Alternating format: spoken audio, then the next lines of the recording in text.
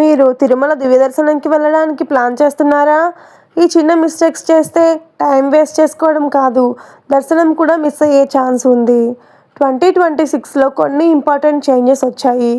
ఈ వీడియోని చివరి వరకు స్కిప్ చేయకుండా చూడండి. తిరుమల దివ్య దర్శనం అంటే ఫ్రీగా నడిచి వెళ్ళడం ద్వారా దర్శనం పొందడం.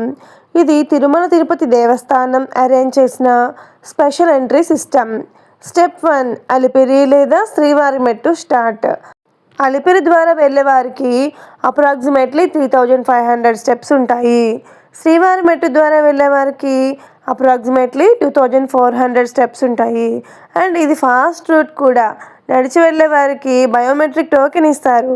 టోకెన్ తీసుకోకపోతే డైరెక్ట్ ఎంట్రీ ఉండదు. ఇది చాలామందికి తెలియని పాయింట్. ఇంకా 3 మిస్టేక్స్ అవాయిడ్ చేయండి. లేట్ నైట్ స్టార్ట్ అవ్వడం, టోకెన్ ఫుల్ అయిపోయే ఛాన్స్ ఉంటుంది. ఇది ఇంకొక చాలా ఇంపార్టెంట్ పాయింట్. ఐడి ప్రూఫ్ మర్చిపోవడం అస్సలు మర్చిపోకండి. ముందే జాగ్రత్తగా చూసి పెట్టుకోండి. ఇంకా చిల్డ్రన్స్కి సపరేట్ లైన్ ఉండదు అని అనుకోవద్దు. ఇంకా best time to start is morning 3 o'clock నుంచి 6 o'clock లోపల స్టార్ట్ చేస్తే బెటర్. క్లౌడ్ తక్కువగా ఉంటుంది. ఫెస్టివల్ డేస్లో క్లౌడ్ ఎక్కువ ఉంటుంది కాబట్టి ముందు ప్లాన్ చేసుకోండి. మన వీడియోలో టిప్పు వచ్చేటప్పటికి శ్రీవారి మెట్టు రూట్ ఫాస్ట్గా ఉంటుంది అండ్ లెస్ క్రౌడ్ ఉంటుంది. నార్మల్ డేస్లో వాటర్ బాటిల్స్ క్యారీ చేయొచ్చు, కానీ ప్లాస్టిక్ రెస్ట్రిక్షన్స్ ఫాలో అవ్వండి. ప్లాస్టిక్ బాటిల్స్ అస్సలు వాడొద్దు.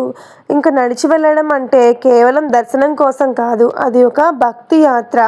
ప్రతి స్టెప్లో గోవిందా గోవిందా అని పిలిస్తే మనసు శుద్ధి అవుతుంది.